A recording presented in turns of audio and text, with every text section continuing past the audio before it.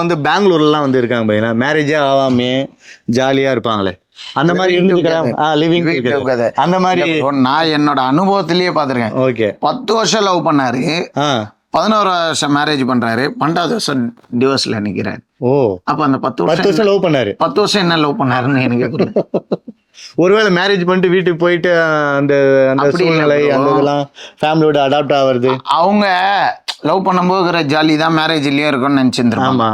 உண்மை. நல்லா தெரிஞ்சுக்கோங்க, லவ் பண்ணும்போது இருக்கிறது அது லவ், அவ்வளவுதான் முடிஞ்சு. மேரேஜுக்கு அப்புறம் பொறுப்புகள் ஜாஸ்தியாக இருக்கும், கடமை ஜாஸ்தியா இருக்கும், ப்ரொஃபஷனலா எல்லாத்தையுமே நீங்க கேஜிஎஃப் என்ன சொல்ல வர்றாருன்னா, லவ் பண்ணும்போது லவ் பண்ற பையனை பிக்கப் பண்ணிக்குவாங்க அப்படி சொல்ல வரல.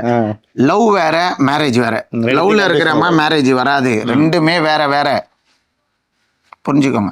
ஆஃபீஸில் மண்டே போகும்போது இருக்கிற ஃப்ரெஷ்னஸ் வீக் எண்டில் இருக்காது. ஆமாம், ஏன்னா ஒர்க்கு ஜாஸ்தியாக டயர்ட் ஆவாங்களா.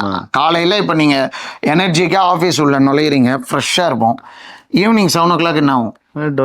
அதே மாதிரி தான் லவ் பண்ணும்போது பயங்கரமாக இருக்கும், மேரேஜுக்கு அப்புறம் லைட்டாக டவுன் ஆகும் தான். ஏன்னா மேரேஜ் அது ஒரு கமிட்மெண்ட்டு. அந்த கமிட்மெண்ட்டில் வரும்போது உங்களுக்கு நிறைய செய்யணும்னு எதிர்பார்த்து யோசிக்கும் போது நீங்கள் பேசுகிற சில விஷயங்கள் காதில் உள்ளாது, டைம் ஸ்பெண்ட் பண்ண முடியாது. இதெல்லாம் வந்து நிறைய விஷயம் இருக்கு. உங்களை வேற மாதிரி ஒரு இடத்துல கொண்டு போய் நிப்பாட்டணும்னு பார்ப்பாங்க. நீங்கள் அதெல்லாம் புரிஞ்சிக்காம நீங்கள் வேற மாதிரி ஒரு இடத்துல போய் நின்று டைவர்ஸ் கேட்குற மாதிரி ஆயிடுச்சு.